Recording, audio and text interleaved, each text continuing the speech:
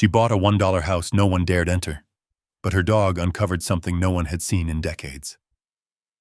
At 71, Marian Doyle wasn't chasing dreams. She was running from the quiet feeling that her life had already passed her by. When she arrived at the vine-covered house she'd bought unseen, it didn't feel like a home. It felt buried. But on her second day, her German Shepherd refused to leave one spot, and what lay beneath it would change everything. Be honest. Would you have stayed in that house, or turned around and left? The email arrived at 4:17 in the afternoon, quiet and unremarkable, like most things in Marian Doyle's life had become. She almost didn't open it. Coda noticed first. The German Shepherd lifted his head from the worn rug beside the door, ears pricked, watching her with that steady, unreadable focus he always had when something shifted, even slightly, in the room. Marian sat at the small kitchen table, her hands resting on either side of the laptop, as if she needed a moment to decide whether she was still the kind of person who opened doors, or the kind who let them stay closed. The subject line read, "County Surplus Property Auction, Final Listings." She clicked it. Rows of properties filled the screen. Abandoned structures, tax default houses, land no one had claimed in years. Most of them had notes beside them. Unsafe, condemned, restricted access. Words that didn't scare her the way they might have once. Words that, if anything, felt familiar. She scrolled slowly. The room around her was silent, except for the faint hum of the refrigerator and the ticking wall clock she hadn't bothered to reset after daylight savings. Outside, the Nevada sun pressed against the windows, bleaching everything into stillness. It was the kind of quiet that didn't soothe. It settled. Then she saw it. Property number 47, single-family structure, rural Virginia County, minimum bid, $1. No photos. No description beyond a few clipped lines. Overgrown exterior, structural concerns, as is condition. Marian leaned closer to the screen, as if proximity might reveal something the words refused to say. $1. She let out a soft breath that wasn't quite a laugh. For a moment, she imagined what her daughter would say if she saw this. The pause on the other end of the phone. The careful tone. The way the concern always sounded like judgment when it came from someone who had already moved on from the life you were still trying to survive. They hadn't spoken in months. Marian closed the thought before it could settle. Coda stood now, padding quietly across the linoleum floor until he was beside her chair. He rested his head gently against her knee, his weight familiar, grounding. She reached down without looking and placed her hand on the back of his neck, fingers pressing into the thick fur as if confirming something was still real. "You see this?" she murmured. Coda didn't move. He just stayed there, steady and present, like he always did. Marian clicked the listing. The page loaded slowly, revealing nothing new. No images, no history, and just a line confirming the property had been seized for unpaid taxes and was being sold under county authority. Final sale. No inspection. No guarantees. No return.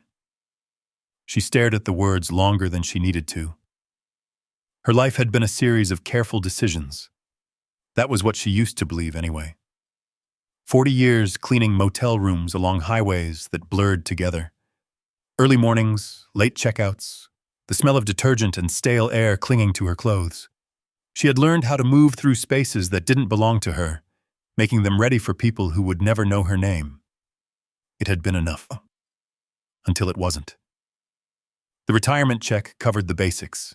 Rent, groceries, Coda's food. There wasn't much left after that, but there didn't need to be. Not anymore. The things she had once saved for, the trips, the plans, yet the idea of something waiting ahead, had quietly dissolved over time. What remained was this: a table, a dog, a life that had narrowed into something small and manageable, and somehow unbearably final. She looked back at the screen. $1. It wasn't hope that moved her. It wasn't excitement either. It was something quieter. A feeling she couldn't quite name, only recognize. A kind of refusal. As if some part of her, buried deep and stubborn, wasn't willing to accept that this was how it ended. Not with a moment. Not with a choice. Just a slow fading out. Marian straightened slightly in her chair. Her hand moved to the trackpad. She hesitated once. Only once. Then she clicked Place Bid. The confirmation window appeared almost instantly, asking her to review the terms. She didn't read them again. No, she had already read enough to know there would be no safety in this decision. No assurances. Just a door. She entered her information carefully, the way she had always done things. Name, address, payment details. Each keystroke felt louder than it should have, echoing faintly in the quiet room. Coda shifted beside her, his gaze fixed on the screen. Marian pressed submit. For a moment, nothing happened. Then the screen refreshed. Congratulations. You are the winning bidder. She sat back slowly, the words settling in a way that felt both unreal and strangely calm. That's it, she said under her breath. No celebration, no rush of relief. Just a quiet, irreversible change. Coda let out a low breath, almost like a sigh, and rested his head again against her leg. Marian reached down and held on to him, her fingers tightening slightly in his fur. She didn't know what she had just bought. She didn't know where exactly it would lead, but for the first time in a long while something had moved. Not forward, not yet, but enough to break the stillness. And somewhere far beyond the Nevada heat, in a place she had never seen, a house waited beneath a curtain of vines, silent, hidden, and holding something that had not yet been found. Marian Doyle closed the laptop. We'll go, she said quietly. Coda didn't respond. He didn't need to. The drive took 3 days. Marian had planned it that way, not because she liked long drives, but because she no longer trusted herself to rush anything. The world had a way of shifting when you moved too fast. Slower felt safer, even if she wasn't entirely sure where she was going anymore. The Nevada heat followed them for miles, stretching across dry highways and empty rest stops where the air shimmered above the asphalt. Coda rode in the passenger seat, alert but quiet, his eyes tracking the horizon like he was reading something Marian couldn't see. They didn't talk much. Marian wasn't the kind of person who filled silence, and Coda never needed words to understand her. Every few hours, she would reach over and rest her hand briefly on his shoulder, just to feel something steady beneath her palm, something that hadn't changed. By the second day, the landscape began to soften. The flat stretches gave way to hills, then trees, then more trees than she had seen in years, rising thick and green along winding roads that curved instead of cutting straight through the land. The sky felt closer here, heavier somehow, and like it held more than just light. Marian noticed the quiet was different too, not empty like Nevada, not hollow. This quiet felt like it was listening. They crossed into Virginia sometime in the late afternoon of the third day. The roads narrowed, the signs grew smaller, and the towns seemed to appear and disappear without warning. A gas station here, a diner there, a church with peeling paint and a parking lot that hadn't been full in years. Marian checked the printed directions folded beside her. She didn't trust the GPS in places like this. Signals came and went, but paper stayed honest. Should be close, she murmured. Coda shifted in his seat, his body straightening slightly. The road turned to gravel without much warning. The tires crunched beneath them, the sound sharp in the stillness. Trees leaned inward, their branches reaching over the narrow path, like they had been waiting for something to pass through. Marian slowed the car. The address was just ahead. She saw it before she realized she was looking at it. At first, it didn't register as a house. It was just green. A dense wall of tangled vines climbing over something that had shape but no clear edges. The growth was so thick it swallowed the structure beneath it, covering windows, doors, even the roofline in places. It looked less like a home and more like something the earth had decided to reclaim and never give back. Marian brought the car to a stop. The engine idled for a moment, before she turned it off. Silence followed, not the kind she had known before. This silence felt heavier, like it pressed against her ears instead of fading into the background. She sat there, her hands resting on the steering wheel, staring at the place she had bought without ever seeing. "That's it," she said softly. Coda didn't move. Marian glanced over at him. He was staring straight ahead, his body rigid, ears forward, eyes locked on the house in a way she had never seen before. There was no barking, no growling, just stillness. "Focus. Hey," she said gently. "It's just a house." But even as she said it, the words didn't sound right. Coda let out a low breath, but didn't relax. Marian opened the car door. The air outside was cooler than she expected, carrying the scent of damp leaves and something older, something that lingered beneath the surface. The kind of smell that came from places that had been closed off too long. Gravel shifted under her shoes as she stepped out. Coda stayed inside. She paused, had one hand resting on the open door, but looking back at him. "You coming?" He didn't. For a moment, Marian felt something tighten in her chest. Not fear, exactly. Just a hesitation that hadn't been there before. She turned back toward the house. Up close, it looked worse. The vines weren't just growing on the structure. They were woven into it, thick roots gripping the wood, crawling under the edges of what had once been siding.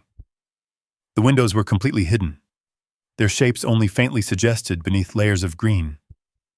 There was a gate, or what had once been one.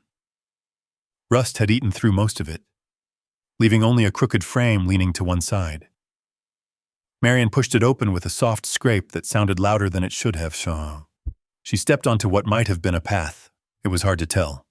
Stone slabs lay uneven beneath the overgrowth, shifting slightly under her weight as she moved forward. Each step required attention, her eyes scanning the ground, the house, the space between. Behind her, she heard the car door close.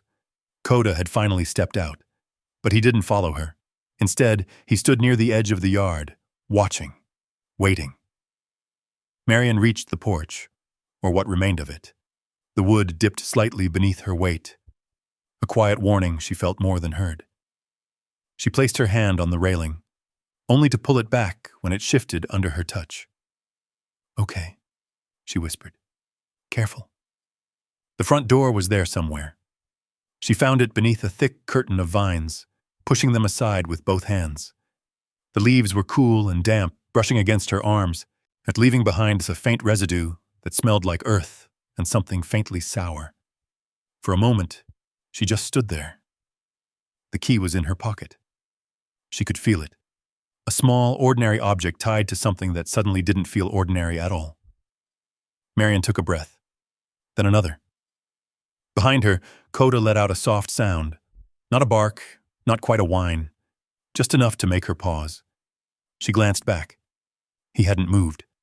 Still watching. Still tense. Marian looked at the house again. "It's just a house," she repeated, quieter this time. Then she reached into her pocket and wrapped her fingers around the key. The metal felt colder than it should have. The key resisted at first. Marian had to push the vines aside with her shoulder just to find the lock again, her fingers brushing against damp wood as she guided the metal into place. It scraped once, then settled. She turned it slowly, half expecting it not to move at all. But it did. The lock gave with a dull click that echoed deeper than it should have, as if the sound had traveled through more than just the door. Marian hesitated. Then she pushed. The door opened inward with a long, dragging creak, the kind that came from years of disuse. A breath of air slipped past her, cool, stale, carrying the heavy scent of rot and something faintly metallic beneath it. She stood there for a moment, just inside the threshold, letting her eyes adjust. The light struggled to enter. The vines outside had sealed most of the windows, leaving only thin slivers where sunlight pushed through in weak, scattered beams. Dust floated in those narrow streaks, slow and suspended, like time had stopped moving inside the house and never quite started again. Marian stepped in. The floor dipped slightly beneath her weight. Not enough to give way, but enough to make her notice. "All right," she murmured to herself. Still standing. Behind her, Coda didn't follow. She turned her head slightly. He remained just outside the door, his body low, ears forward, watching the interior with quiet intensity. His paws stayed planted on the porch, as if something invisible held him there. "You coming or not?" she asked. Coda didn't move.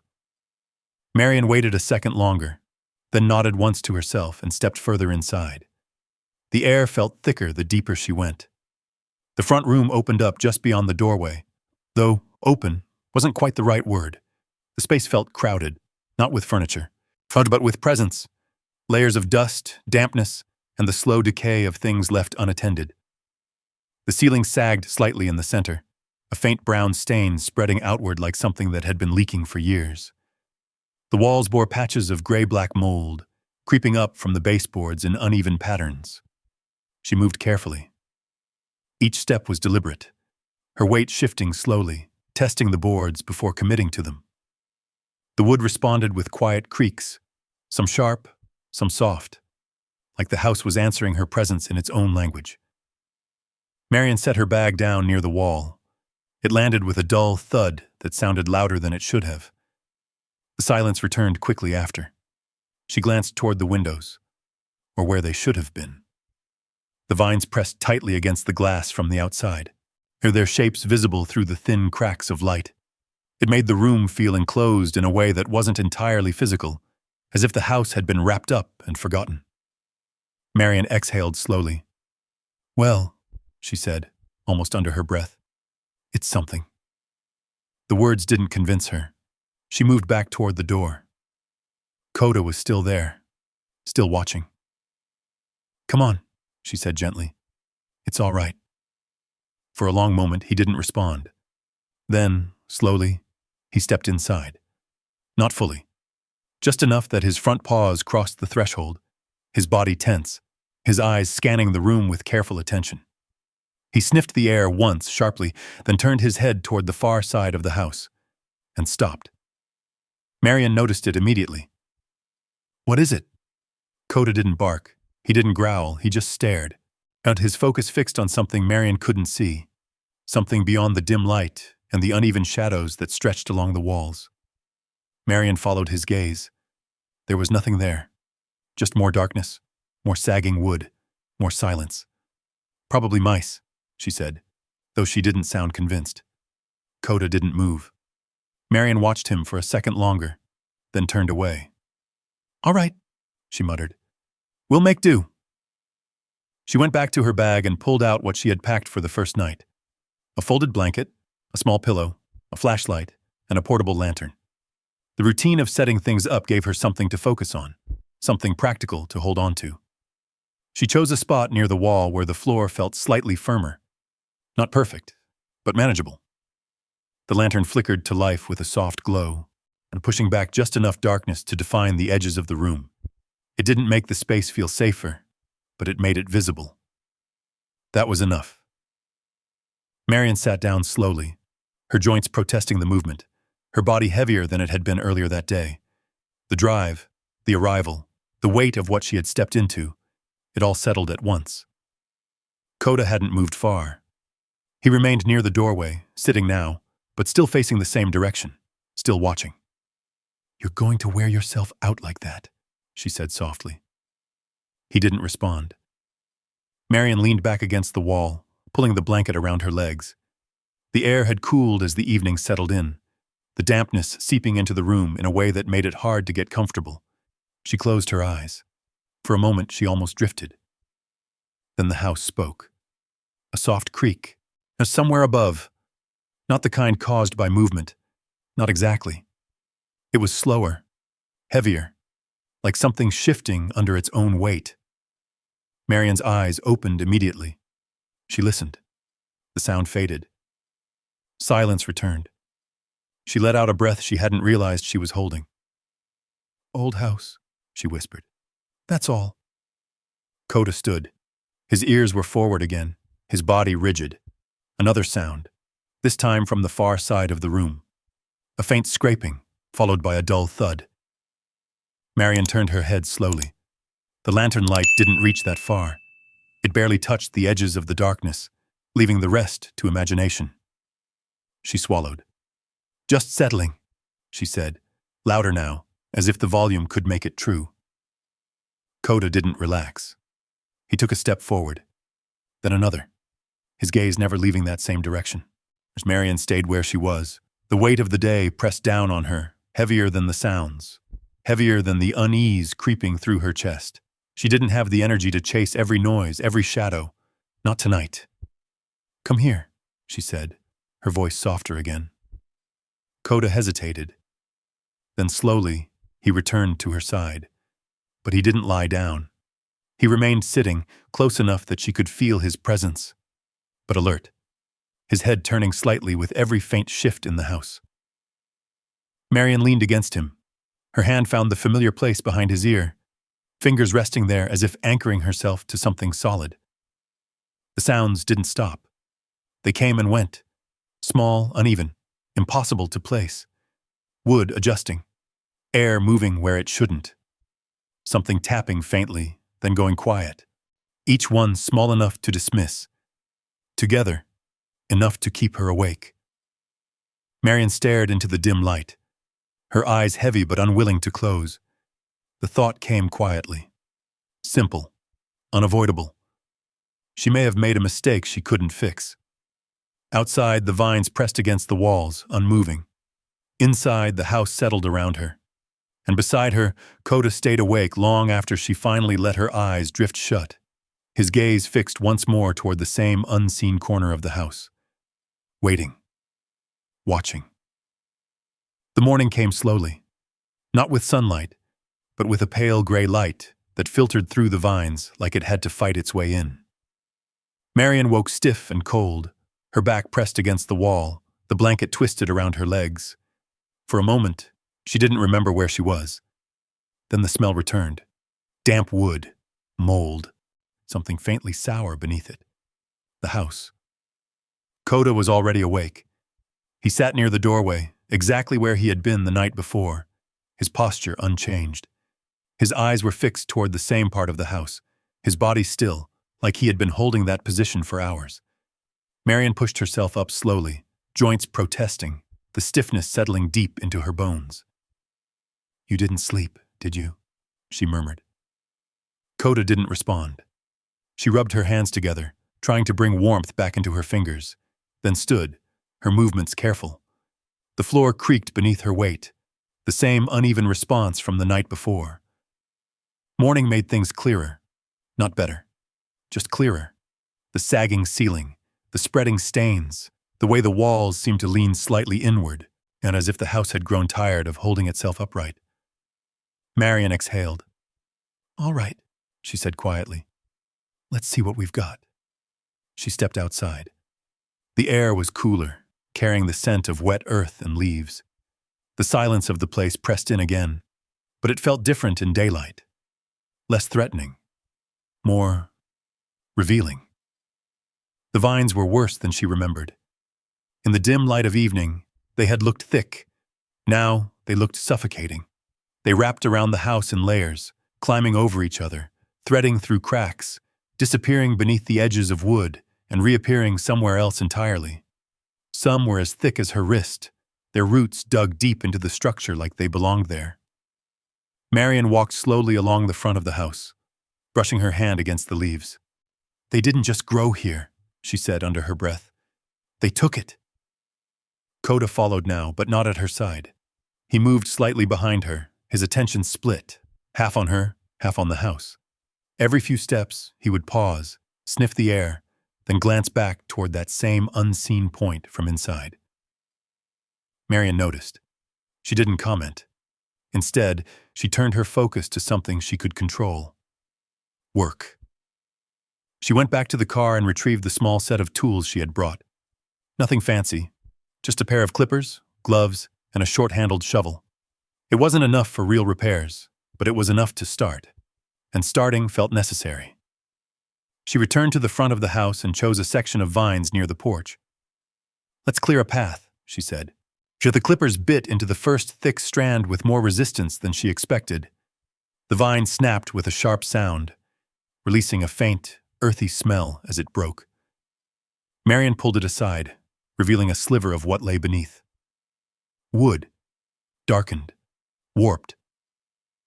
She paused, then kept going.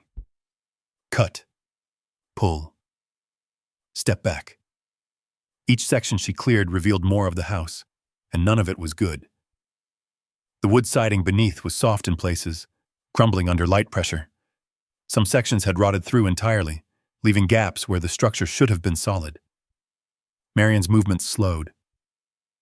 "All right," she whispered. "We'll figure it out." But her voice lacked conviction. She moved further along, cutting another section. This time, when the vines came away, something shifted. A low, cracking sound ran through the wall, subtle but unmistakable. Marian froze. The wood beneath the vines sagged slightly, then settled. She stepped back instinctively. "Okay," she said quickly. "Okay. Easy." Coda barked once. Sharp. Sudden. Marian turned toward him. He wasn't looking at her. He was looking at the wall. The same section she had just cleared. His body was tense again, ears forward, eyes locked. Marian followed his gaze. At first, she didn't see it. Then she did. Beneath the vines, partially hidden by what remained of the growth, was something flat, rectangular, faded. Paper. Marian stepped closer, her heart beginning to beat faster for reasons she couldn't fully explain. She brushed aside the remaining vines carefully, exposing more of the surface. It was a notice. Old, weathered, but still there. The edges curled slightly, with the paper stained from years of exposure, but the bold letters at the top were still readable. County notice.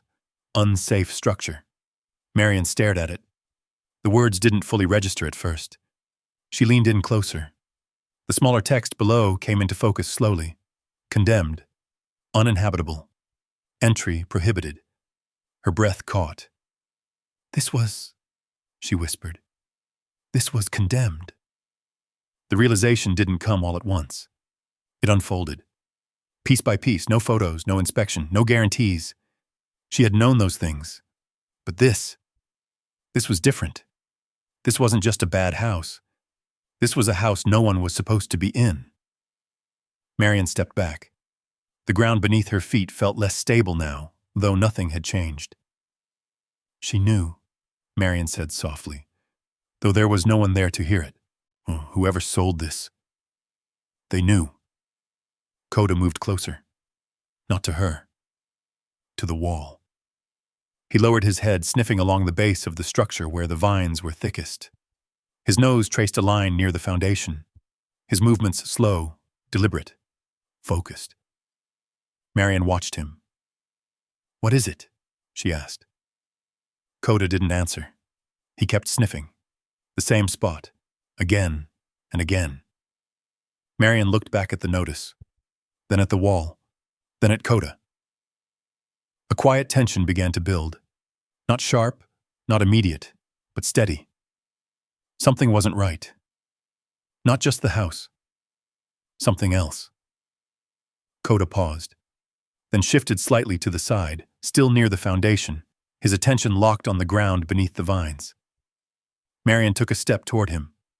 The clippers hung loosely in her hand. "What do you see?" she asked quietly. Coda didn't move, and he just stood there, staring at the same place as if whatever he sensed hadn't gone away. Marian followed his gaze down to the base of the wall.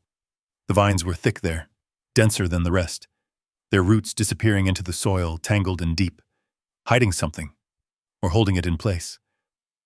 The morning air felt cooler now, heavier. Marian stood there, looking between the notice, the wall, and the ground where Coda refused to look away. The house hadn't just been abandoned. It had been left behind for a reason. And whatever that reason was, it hadn't left. Marian didn't move for a long time. The notice hung there in the open air now, no longer hidden by vines, its warning plain and final. The words didn't shout. They didn't need to. They simply existed, steady, official, indifferent to who read them, condemned, all uninhabitable. She let the clippers fall to her side. Coda shifted slightly, still near the foundation, still watching that same patch of ground. His attention hadn't broken once since she uncovered the notice. Marian turned away. Not from fear, from something heavier. The kind of understanding that didn't arrive all at once, but settled into place quietly, leaving no room to argue with it. She walked back toward the porch, her steps slower now, more deliberate. The house looked different in daylight than it had the day before. Not just worn, not just neglected, finished, like something that had already given everything it could give. She climbed the steps carefully, the wood dipping under her weight, and stepped inside. The air hit her again, cool, stale, thick with the smell of years that hadn't been lived. And Marian stood in the middle of the room. She turned slowly, taking it all in. The sagging ceiling, the walls creeping inward, the uneven floor beneath her feet. This wasn't a place that needed fixing. It was a place that couldn't be fixed. Not by her. Not with what she had left. Marian moved to her bag and sat down on the blanket she had laid out the night before. Her hands rested in her lap, fingers loosely curled, as if she had forgotten what they were meant to do next. For a moment, she didn't think about anything. Then everything came back at once. The auction, the email, the click, the confirmation. She had chosen this. No one had pushed her, no one had forced her. She had seen the words, no inspection, no guarantees, and she had said yes anyway. Marian let out a slow breath. "All right," she said quietly. Well, the word echoed faintly in the empty room, softer than before. Coda stepped inside again, this time fully, his paws moving carefully across the floor as if testing it the same way she had. He didn't go far, just enough to be near her. He sat, close, but not relaxed. Marian glanced at him. "You can't fix it either," she said. Coda's ears twitched slightly, but he didn't respond. She leaned back against the wall, the cool surface pressing through her jacket. The feeling grounded her in a way the house itself didn't. For the first time since she arrived, she let the thought come fully into focus. She couldn't stay here. The house wasn't safe. The notice made that clear. And even if it hadn't, the walls, the floor, the way everything shifted just enough to remind her it wasn't solid. That would have been enough. She couldn't stay. And she couldn't fix it. Which meant... Marian closed her eyes briefly. Which meant she would have to leave. Again. The word didn't come out loud, but it settled inside her just the same. Leave. She had done it before. More times than she cared to count. Apartments packed into boxes. Rooms emptied overnight. Places she had made temporary. Then temporary again. Until temporary became the only thing that made sense. She had told herself this time would be different. Not better. Just final. A place to stop. A place where nothing else had to change. Marian opened her eyes. The room hadn't changed. The house hadn't changed. Only the illusion had. She looked down at her hands. They were still. Too still. For a moment she remembered something she hadn't thought about in years. A small apartment. Long ago. A kitchen table that wobbled unless you folded a piece of paper under one leg. She had fixed it. Not because it mattered, but because she needed something to feel steady. Marian's fingers curled slightly, then relaxed again. "That's not this," she murmured. Coda stood. Not abruptly. Just enough to draw her attention. He walked toward the door, then paused, glancing back at her. Waiting. Marian watched him for a moment, then pushed herself up slowly. "Yeah," she said. "All right." She followed him outside. The air felt different now. Colder. Not in temperature. In certainty. The house stood behind her, unchanged, but no longer uncertain. It wasn't something she needed to figure out anymore. It was something she needed to accept. Marian stepped off the porch and walked a few paces into the yard. The ground was uneven beneath her feet, the overgrowth thick and uninviting. Coda moved ahead of her. Not far. Just enough to stay in front. He returned to the same spot near the foundation, lowering his head again, sniffing the ground with that same quiet intensity. Marian stopped. She watched him. "You're still on that?" she asked. Coda didn't look up. He shifted slightly, adjusting his position, then returned to the exact same place, his nose tracing the edge where the vines met the soil. Persistent. Unyielding. Marian folded her arms loosely across her chest. "There's nothing there," she said. The words sounded thin, uncertain. She looked back at the house, then at the notice, then at Coda. He hadn't given up. Not once. Not since they arrived. Marian let out a breath. "Doesn't matter," she said quietly. "Oh, we can't stay." The words settled in the air between them. Final. Coda paused, then resumed sniffing, as if he hadn't heard her at all. Marian watched him for another moment, her expression unreadable. Then she turned away. She walked toward the car, each step steady, deliberate, like she had already made the decision she needed to make. Her hand reached for the door. She stopped, just before touching it. Behind her, the house remained silent, the vines unmoving, Coda still at the foundation, still searching. Marian stood there, her hand hovering in the air. She didn't turn around. Not yet.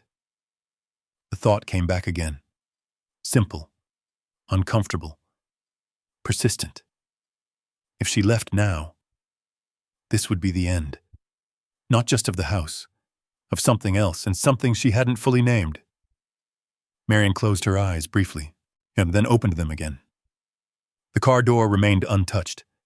Behind her, Coda kept searching, and for the first time since she had decided to leave, she didn't move. The air seemed to hold its breath with her. Marian stood beside the car, her hand hovering inches from the door handle, her body caught between two directions that no longer felt equal. One led away, from the house, from the mistake, from whatever she had stepped into without understanding.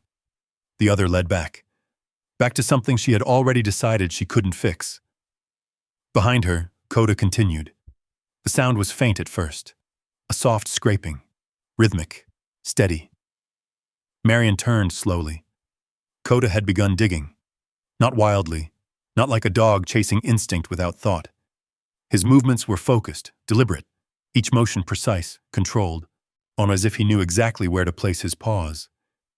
The soil shifted beneath him, roots tearing slightly as he worked through the dense tangle of vines at the base of the wall. Marian watched him. "You're not giving up, are you?" she said quietly. Coda didn't stop. He dug deeper. The ground there was packed tighter than the rest, darker, as if it hadn't been disturbed in years. The vines had grown thickest in that spot, their roots twisting down into the soil like they were protecting something, or holding it down. Marian stepped away from the car. One step, then another. She told herself it didn't matter, that she wasn't staying, that this was just one last look. Coda's movements grew faster, more urgent. The sound of dirt shifting became sharper, louder against the quiet of the yard. He paused once, and sniffed deeply into the hole he had started, then resumed, pushing aside clumps of soil with increasing intensity. Marian stopped a few feet behind him. "What do you think you're finding?" she asked. Her voice carried a slight edge now. Not frustration, not quite, but something close. Coda didn't answer.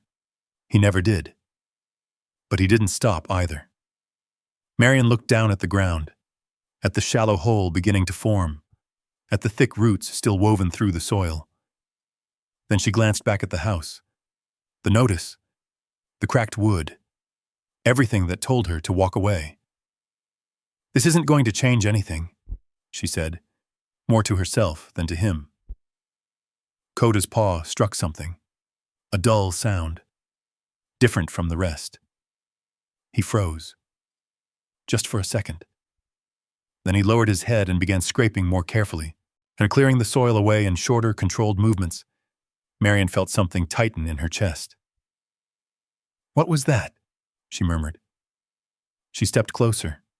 The ground was uneven beneath her feet, the loosened dirt shifting slightly as she approached. Coda moved just enough to give her space, but his attention never left the spot. Marian crouched slowly. Her knees protested, the motion slower than it used to be, but she lowered herself anyway, leaning forward to see what he had uncovered. At first, it was just a shape, flat, dark, partially buried. She reached out and brushed away some of the dirt with her hand. Wood. Not part of the house. Something separate. Her fingers traced the edge. It was straight, defined, too clean to be natural. Marian pulled her hand back. "What is that?" she whispered. Coda shifted again, nudging the dirt aside with his nose, revealing more of the surface. The shape became clearer. A rectangular panel, set into the ground near the foundation, its edges pressed tight against the surrounding soil. Hidden. Deliberately. Marian's breath slowed. "This wasn't supposed to be seen," she said quietly. The thought came without effort. It didn't feel like a guess. It felt like recognition. She sat there for a moment, staring at it. The house behind her. The car waiting ahead. The choice still there. Unchanged. And yet, something had shifted. Marian reached back toward the tools she had dropped earlier. The small shovel lay in the grass a few feet away. She stood, retrieved it, then returned to the spot beside Coda. "You're really not letting this go," she said. Coda didn't move. Marian pressed the shovel into the soil beside the panel. The ground resisted. The roots held. She pushed harder. The blade cut through the dirt with a dull crunch, slicing through smaller roots, loosening the soil around the edges. She worked slowly, carefully, clearing space without damaging whatever lay beneath. Each movement revealed more. The panel was larger than she expected. Wider, solid, not rotted like the house, preserved. Marian paused. Her hands rested on the handle of the shovel, her breath steady but deeper now. "This has been here a long time," she said. Coda sat beside her, quiet, watching, not tense anymore, not the way he had been before, as if this was what he had been waiting for. Marian wiped her hands on her jeans, then reached down and brushed the remaining dirt from the surface. There was a seam along one edge, faint, but visible. She pressed her fingers against it. The wood didn't move. She shifted her grip, testing another side. Still nothing. "It's sealed," she said. The word settled heavily. Sealed. Not forgotten. Not lost. Closed. On purpose. Marian leaned back slightly, her knees aching, her hands resting on her thighs as she stared down at the panel.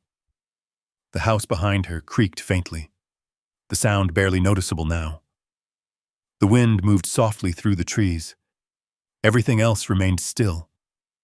She had been ready to leave, ready to walk away, ready to let this place become just another thing she had tried and failed to hold on to. But now there was something else. Something she hadn't planned. Something she hadn't chosen. Marian exhaled slowly. "Well," she said under her breath. "Oh, that's new." Coda lay down beside the hole, calm, satisfied. As if his part, at least for now, was done. Marian looked at him, then back at the panel, then at the house. The decision she had made earlier no longer felt as clear. Not gone, but changed. She reached down again, placing her hand firmly against the edge of the wood. This time she didn't pull away. The surface was colder than the air around it. Not damp like the rest of the house. Not soft or decaying. Solid. Sealed. As if whatever lay beneath had been protected from everything above it. The rot, the mold, the slow collapse of the place that surrounded it. Marian pressed her fingers along the seam again, slower this time, feeling for any give. Nothing. She shifted her weight, bracing one hand against the ground, while the other tested the edge, but the panel didn't move, not even slightly. "It's locked in," she said quietly. Coda remained beside her, lying still, his eyes following her movements now instead of the ground. His body had changed, no longer tense, no longer searching. Waiting. Marian sat back on her heels. The morning had stretched into something quieter now. The sun had climbed higher, but it still struggled to reach through the canopy of trees and the thick vines clinging to the house. The light that did make it through felt filtered, muted, like it belonged to somewhere else. She looked at the panel again, then at the tools scattered around her. The shovel, the clippers. Nothing meant for this. Marian let out a slow breath. "Well," she murmured, "if it's sealed, then it was meant to stay that way." The words lingered. She didn't move. For a moment, she considered standing up, brushing the dirt from her hands, walking back to the car, and leaving this exactly as she had found it. Unopened. Unknown. Finished. But the thought didn't settle the way it should have. It didn't close anything. It left something open. Marian leaned forward again. Her hand returned to the edge of the panel, her fingers pressing deeper this time, testing not just the seam, but the structure itself. The wood was thick, older, but not weak. She shifted her grip and tried to lift. Nothing. Not even a shift. "All right," she said under her breath. "Not that easy." She reached for the shovel. The metal blade scraped lightly against the edge of the panel as she wedged it into the narrow seam. She paused for a moment, adjusting her angle, and careful not to crack the wood before she understood what she was dealing with. Then she pushed. The first movement was small, barely noticeable, but it was there. A faint sound. A shift. Marian froze. Her eyes locked on the edge. "Did you see that?" she whispered. Coda's ears flicked slightly. She pressed again. This time the panel gave just enough to confirm it. It wasn't fixed in place. It was held. Sealed tight. But not permanent. Marian adjusted her grip, both hands now steady on the shovel handle, her weight shifting forward as she applied more pressure. The wood creaked. A dry, slow sound. Then, a sudden release. The edge lifted slightly, just enough for air to slip through. A soft exhale rose from beneath. Not wind, not exactly. Just air that had been trapped for a long time finding its way out. Marian pulled back instinctively. "What was that?" she murmured. The smell came next. Faint, old, but not rotten. Different from the house. Cleaner, preserved. She waited. Nothing else followed. The ground remained still. The panel rested slightly raised on one side, the gap just wide enough to show darkness beneath it. Marian's heartbeat had picked up. Not fast, not panicked, but steady, focused.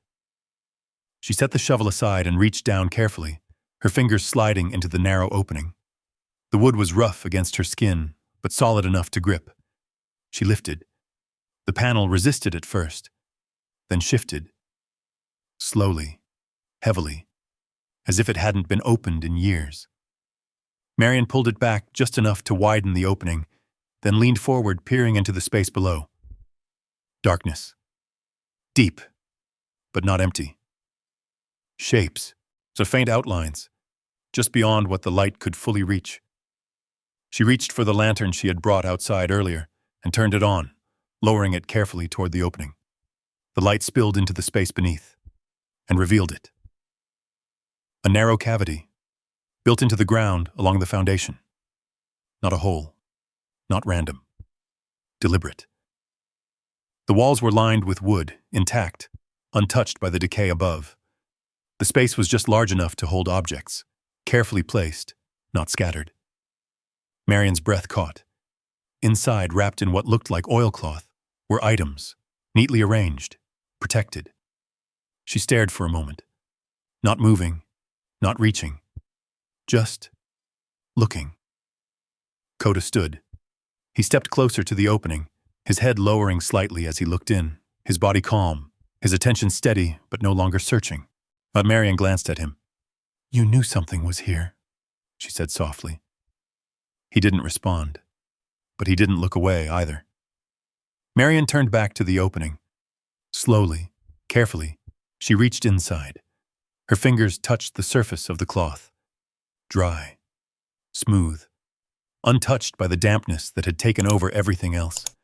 She lifted the first bundle. It came free easily, lighter than she expected. She brought it up into the daylight and set it gently on the ground beside her. The cloth was tied with a simple cord, old, but intact. Marian hesitated. Her hand rested on it, but she didn't open it. Not yet. Instead, she looked back into the cavity. There was more. Several items, all wrapped the same way, all preserved, all waiting. The realization settled slowly. This wasn't forgotten. This wasn't lost. This had been left. On purpose. For someone. Marian sat back again, her hands resting on her knees now, her eyes fixed on the opening in front of her. The house behind her creaked faintly, the sound distant, unimportant now. The vines shifted slightly in the breeze. The world remained quiet. But something had changed. Not the house, not the past. Just the moment. Marian looked down at the bundle beside her, then back into the cavity, then at Coda. He had found it. Not by accident, not by chance, but by refusing to stop. Marian exhaled slowly. "Well," she said quietly, "let's see what you brought me." But she didn't open it yet. She just sat there, at the edge of something she hadn't expected, something she hadn't chosen, something that had been waiting. But Marian sat there a long time before she touched the bundle again. The air had shifted without her noticing. The morning had grown quieter, as if the place itself had settled into stillness, now that something hidden had finally been brought into the open. Coda lay beside her, his head resting low between his paws, eyes still on the opening, but no longer searching.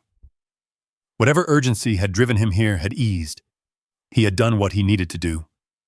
Now it was her turn. Marian reached for the cord. Her fingers hesitated for only a second before she untied it. The knot came loose easily, the fibers dry but strong.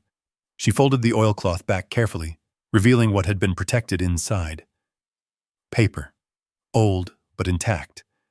A stack of letters tied together with a thin ribbon that had faded to a pale gray. Beneath them, as a small leather-bound journal, worn at the edges but preserved in a way that made it feel kept, not discarded, not forgotten, kept. Marian picked up the journal first.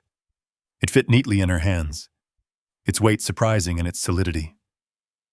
She ran her thumb along the edge, feeling the texture of something that had survived far longer than it should have. "All right," she whispered. She opened it. The pages were filled with handwriting. Careful, deliberate. Each line formed with the kind of precision that came from someone who believed their words would matter to whoever read them. Marian's eyes moved slowly across the first page. A name appeared near the top. Eleanor Voss. Marian paused. She hadn't expected that. A name made it real in a way objects alone didn't. This had belonged to someone. Not just the house. Oh, not just the land. Someone who had lived here. Someone who had written this. Marian adjusted her position slightly, settling more firmly on the ground as she continued reading. The first entries were simple. Descriptions of the house, the land, the quiet, the way the light moved through the trees in the morning. The kind of details someone wrote when they were still building something, still believing in it. Marian felt something shift inside her as she read. It wasn't dramatic, just a quiet recognition. The tone changed as the pages went on. The handwriting remained steady, but the words grew heavier. References to meetings, documents, names that Marian didn't recognize but that carried weight in the way they were written. And then, a line that made her stop. They say the papers were signed correctly, that everything was done within the law. But I know what was taken. Marian leaned back slightly. Her fingers tightened around the edge of the journal. Taken. The word settled into her chest. She continued. The entries became more detailed, more urgent. Eleanor had been forced out.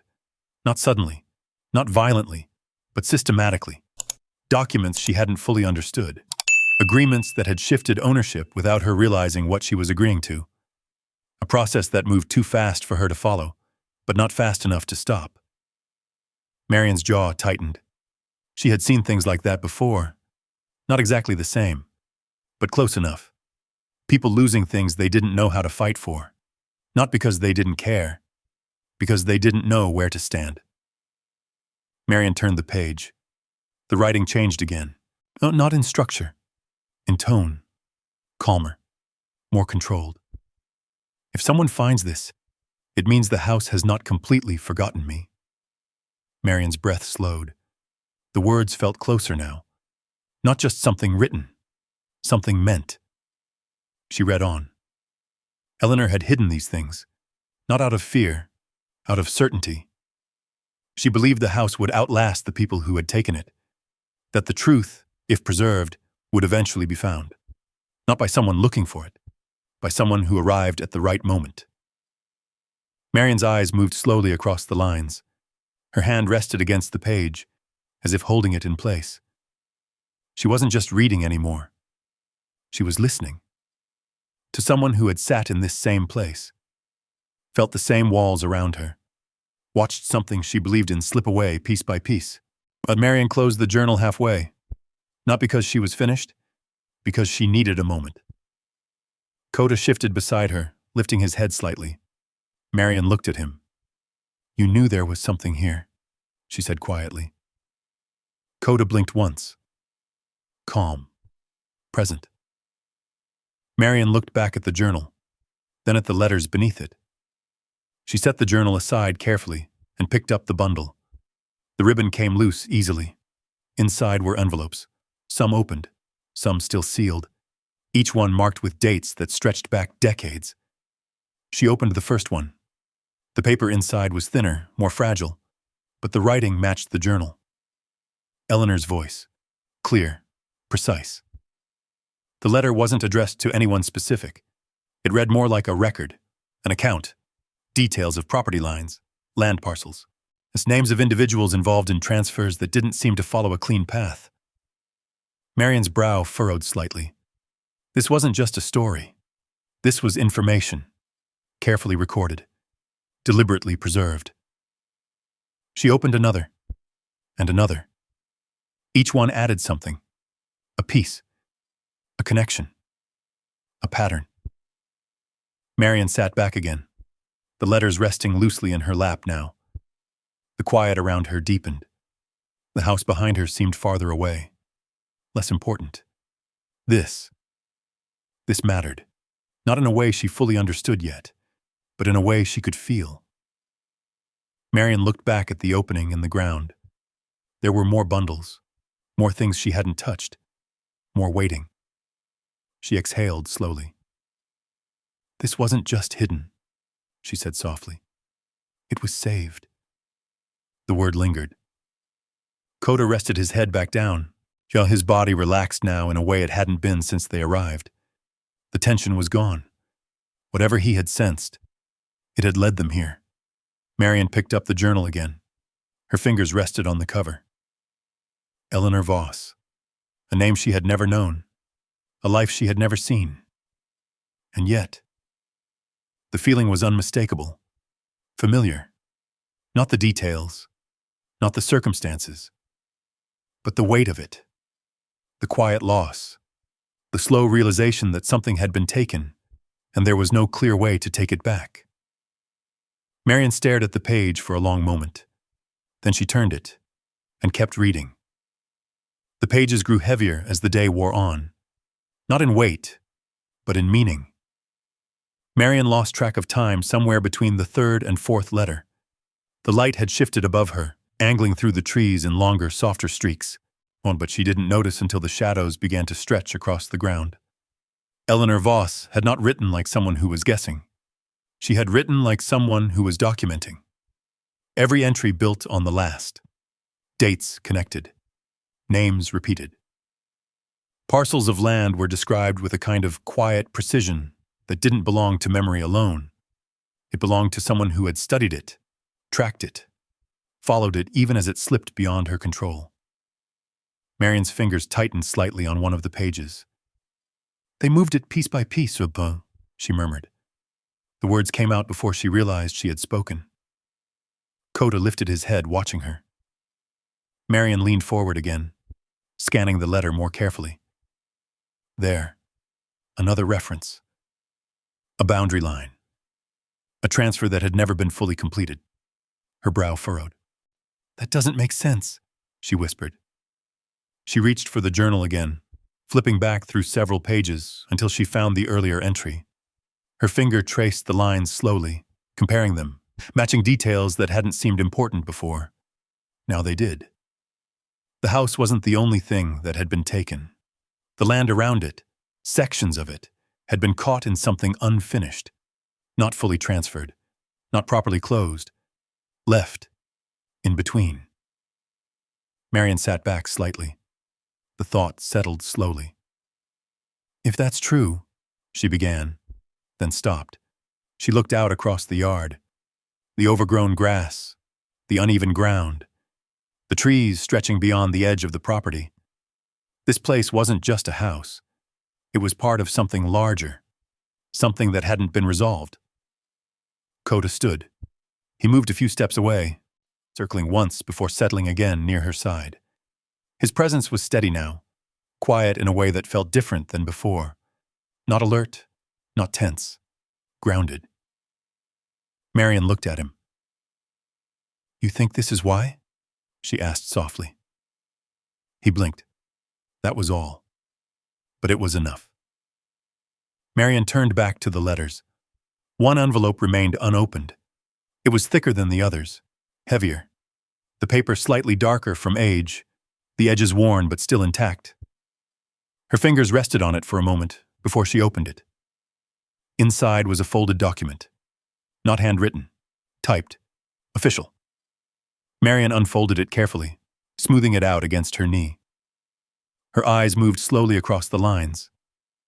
Property description, parcel numbers, legal language she didn't fully understand, but recognized enough to follow. And then, her breath caught slightly. Oh, there were sections marked. Notes written in Eleanor's hand along the margins. Arrows, circles, underlines. Marian leaned closer. These were never finalized, she said quietly. The realization came clearer now. Some of the land tied to the property had never been properly transferred. The process had been interrupted, or abandoned, or something else. She didn't know enough yet to say for sure, but she knew this. It hadn't been completed, which meant... Marian sat very still. The quiet around her deepened, which meant it might still belong to...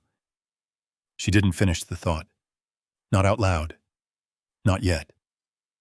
Coda shifted beside her, his body brushing lightly against her leg. Marian looked down at him. You hear that? She said softly. That doesn't just go away. Her voice wasn't uncertain anymore. It wasn't strong either, but it was steady. Different than before. She folded the document carefully and set it beside the journal. The pile of papers had grown. What had started as curiosity had become something else.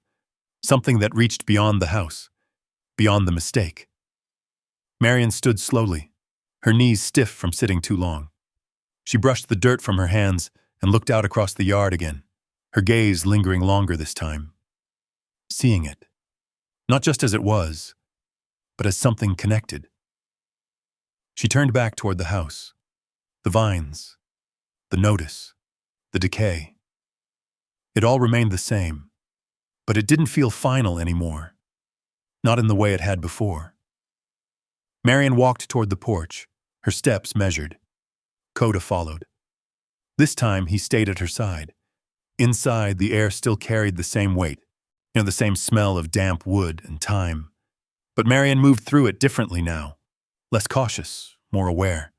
She reached her bag and pulled out her phone. The signal flickered, weak, unreliable, but there. She stared at the screen for a moment. The old instinct surfaced, hesitation, doubt, the quiet pull to put it away and let things settle on their own. She had done that before, many times, Let things pass. Let them go. Marian exhaled slowly. Then she opened the browser. Her fingers moved carefully across the screen, typing in words she hadn't expected to need. Local legal aid, property records, county office. The connection stalled once, then resumed. Coda lay down near her feet, his body relaxed, his presence steady. Marian glanced at him briefly. "You're not done, are you?" she said. Coda didn't move. Oh, but he didn't need to. Marian looked back at the phone. The pages loaded slowly. But they loaded. Names appeared. Numbers. Addresses. Places she could go, people she could ask. For the first time since she arrived, the next step didn't feel like leaving. It felt like staying. Marian set the phone down beside her. She looked around the room once more. The same walls, the same damage, the same silence, but something inside it had shifted. Not the house, not the past, just the direction. She picked up the journal again, held it. Not like something borrowed, like something entrusted. "All right," she said quietly. The words sounded different now, less like acceptance, more like a beginning. The next morning felt different. Not lighter, not easier, but clearer. Marian woke before the light fully reached the yard, her body still stiff from the ground, her breath slow and steady in the cool air.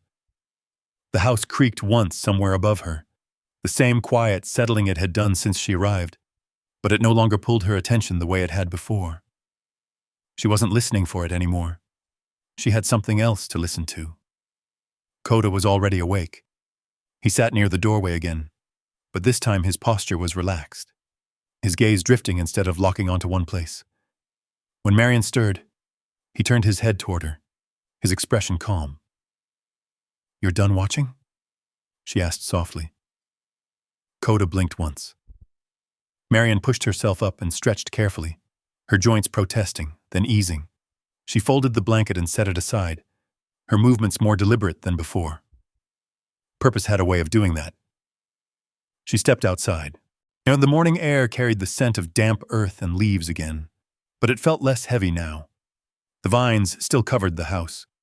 The notice still hung where she had uncovered it. The ground still held the hidden opening where everything had changed. Nothing had improved. But something had shifted. Marian walked toward the hole near the foundation.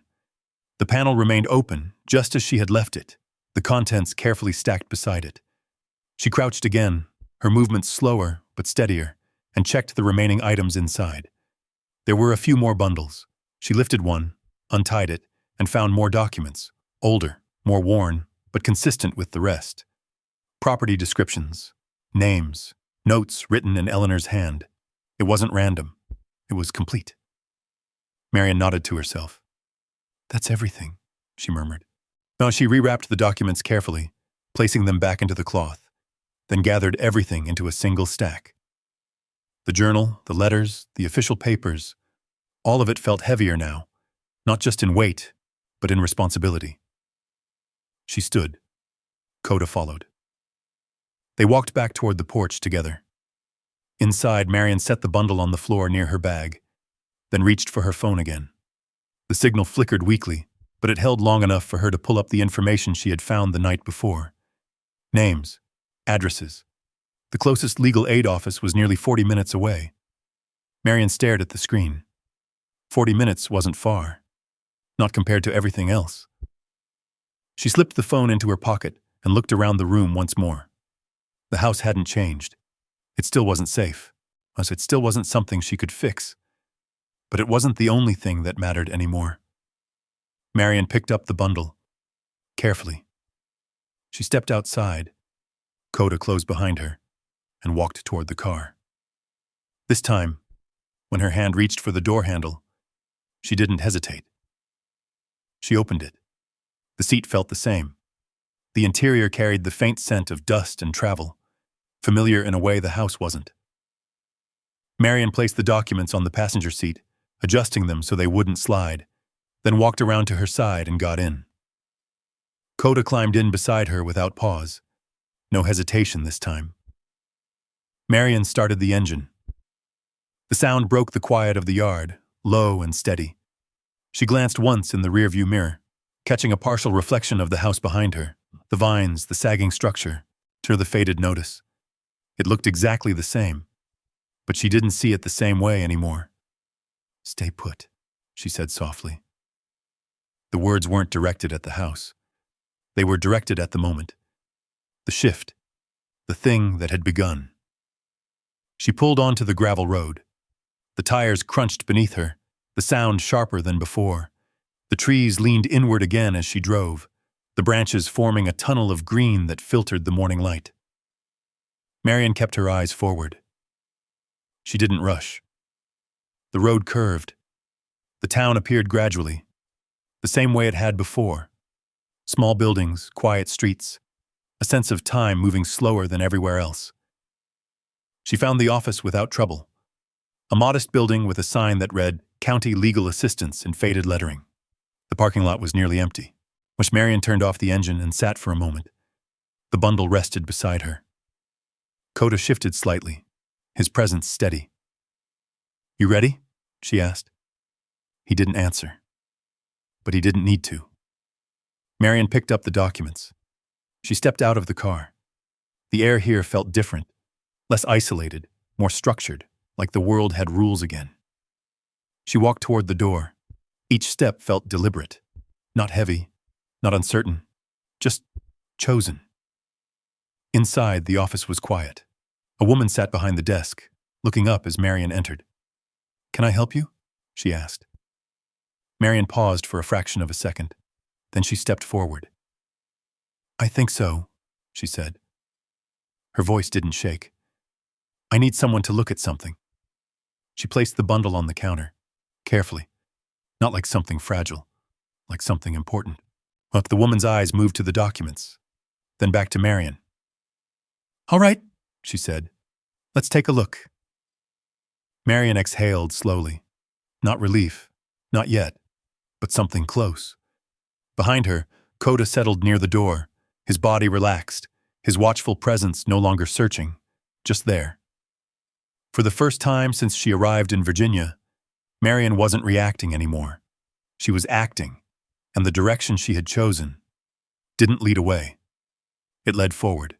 Not quickly, not cleanly, but forward all the same. The first meeting didn't solve anything. The woman behind the desk, her name was Linda Hayes, had read through only a few of the documents before her expression changed. Not dramatically, just enough for Marian to notice.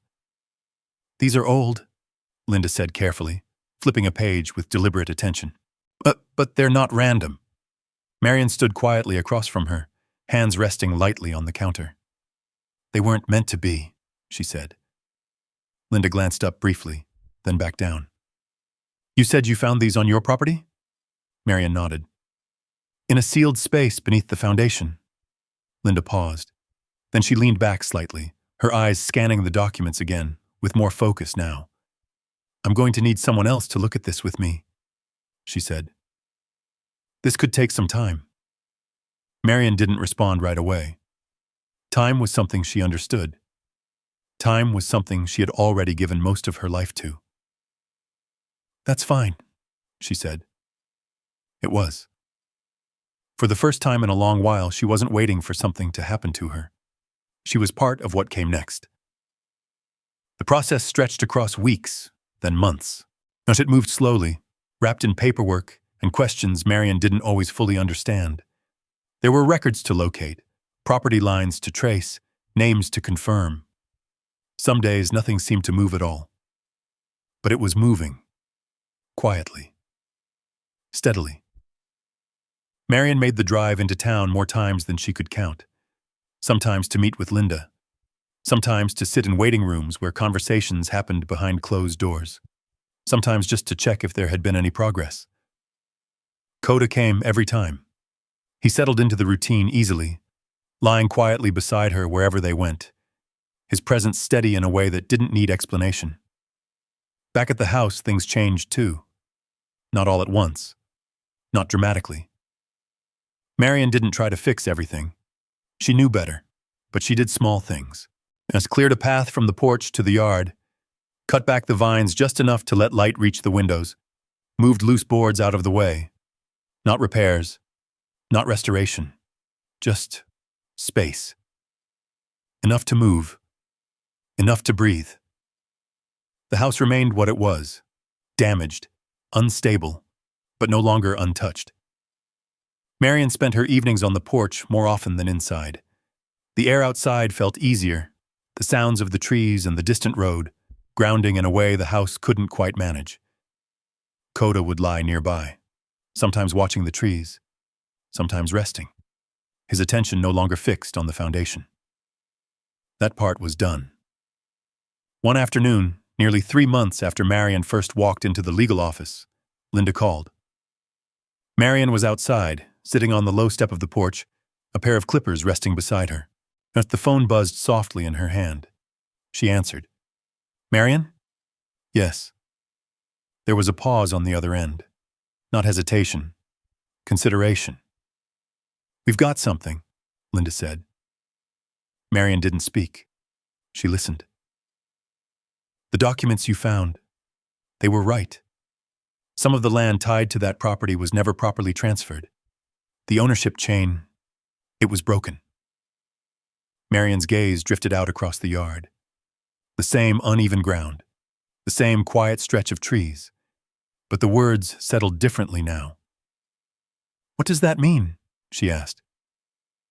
It means, Linda said carefully, there's a legal path to claim it. Not all of it.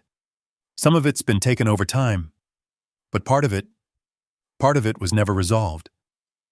Marian's grip on the phone tightened slightly. And now?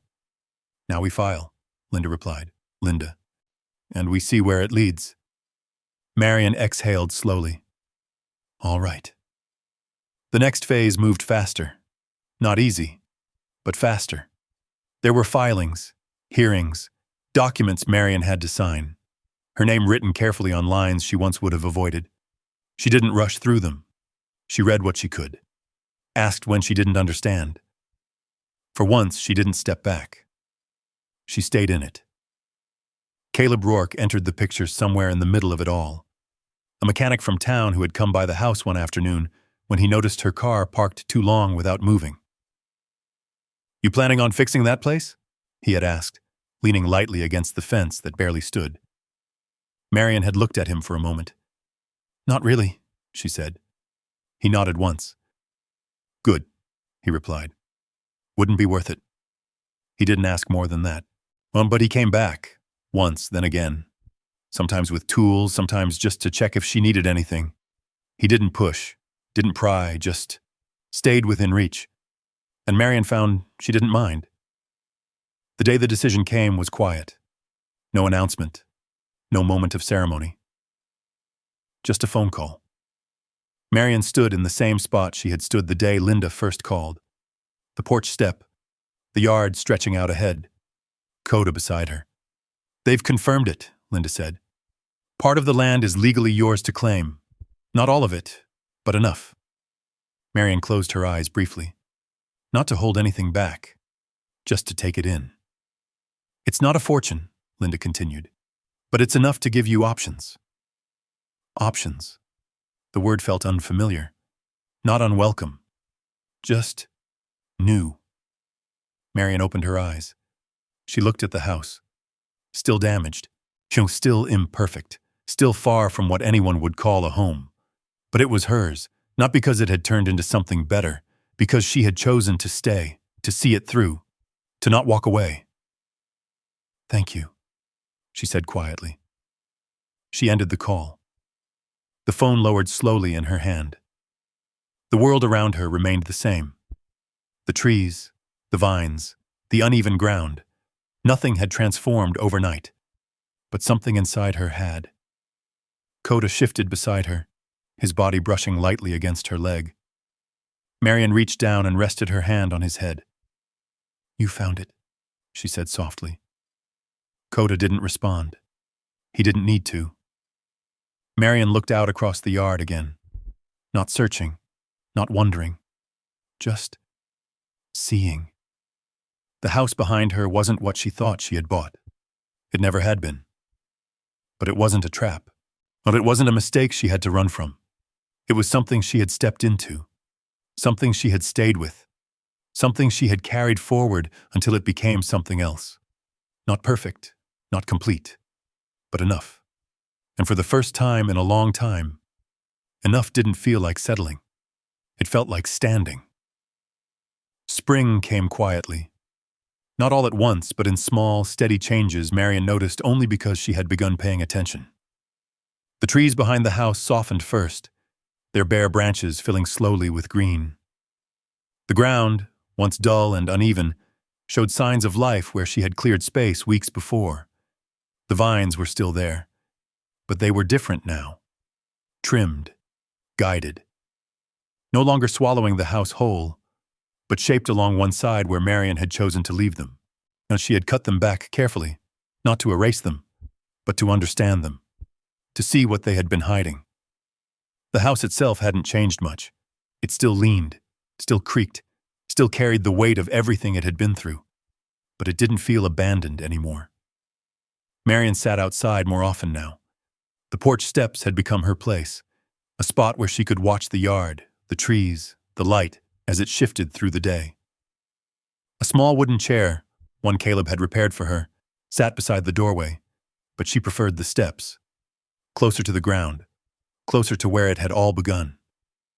Coda lay beside her, stretched out in the sun, his breathing slow and even. He didn't watch the foundation anymore. He didn't search the yard. He stayed. That was enough. Marian held the letter in her hands. Eleanor's final one. The paper was softer now from being opened and folded again, but the words remained as clear as they had been the first time she read them. If someone finds this, it means the house has not completely forgotten me. Marian traced the edge of the page with her thumb. You weren't wrong, she said quietly. The breeze moved lightly through the trees, carrying the faint scent of new growth. Somewhere in the distance, a car passed along the road, the sound brief, then gone. The world moved on. It always did. But here, something had stayed. Marian looked out across the yard. The same uneven ground. The same stretch of land that had once felt like nothing more than a mistake. Now it held something else. Not just value, not just resolution. Meaning. Not the kind that came all at once.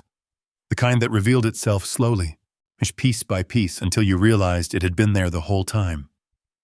She thought about the moment she had stood by the car, the moment she had decided to leave, how close she had been, how easy it would have been, to drive away, to let this place become just another thing she had tried and lost. Marian's grip on the letter tightened slightly. I almost did, she whispered. Coda shifted beside her, lifting his head briefly before settling again. Marian looked down at him. You didn't, she said. He blinked once. That quiet, steady presence. That refusal to move on when something didn't feel finished. Marian leaned back slightly, her shoulders resting against the worn wood behind her. The vines rustled softly in the breeze. For a moment, she simply sat there. Not thinking, not searching, just being. Then it came. Well, not suddenly, not sharply, just a slow rise of something she hadn't expected. Her eyes filled before she realized it. A quiet, steady release. Marian lowered her gaze, the letter still in her hands, the words blurring slightly as the tears gathered. She didn't wipe them away. She let them come. Not from sadness. Not exactly. From something deeper. Something that had taken time to reach the surface. I thought it was over, she said softly, the words barely louder than the wind. I thought I had missed it. She exhaled slowly, her voice steady despite the tears. All of it. The years, the chances, the moments that never seemed to arrive when they were supposed to. Marian closed her eyes briefly, then opened them again. The yard was still there. The house still stood. Coda still beside her. But nothing had changed in the way the world measured change. but everything had changed in the way she understood it. She looked down at the letter again, at the words Eleanor had left behind, at the belief that something could remain hidden, not lost, not gone, but waiting. Waiting for the right moment, the right person, not earlier, not later, when it could be seen. Marian let out a soft breath. "You were waiting," she said quietly. The thought settled. Not heavy, not overwhelming. Just clear. She hadn't come here too late. She hadn't missed something that had already passed. She had arrived at the moment when she could see it, when she could understand it, when she could stay. The tears came again, softer this time. Not breaking, not overwhelming, just present. Coda shifted closer, resting his head gently against her leg. Marian reached down, her hand finding the familiar place behind his ear, her fingers moving slowly through his fur. "Thank you," she said. He didn't respond. He didn't need to. Marian looked out across the yard once more.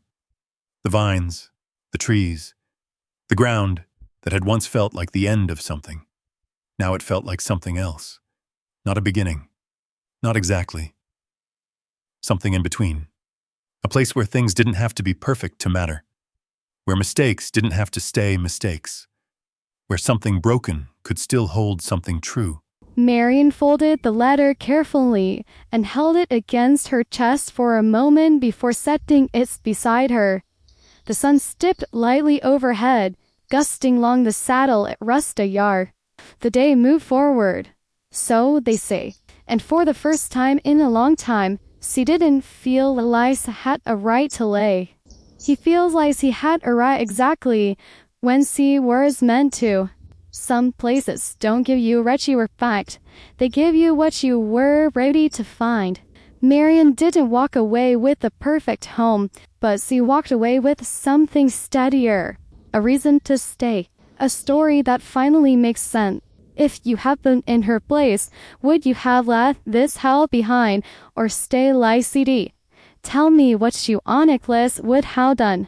And if story like this stay with you a little longer than usual, you are always welcome to come back for the next one.